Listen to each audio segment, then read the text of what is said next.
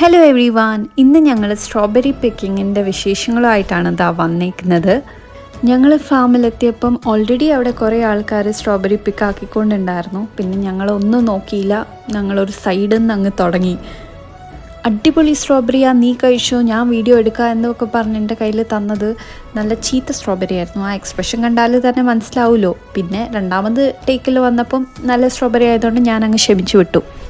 ഇച്ചിരി videography skills അടിപൊളിയാക്കാൻ എന്താ strawberry ഇങ്ങനെ വെച്ച് തരുന്നുണ്ടായിരുന്നു. പിന്നെ ഞങ്ങൾ കുറേ പല വീഡിയോസൊക്കെ എടുത്തു. വന്നതല്ലേ, മുതലാക്കണ്ടേ.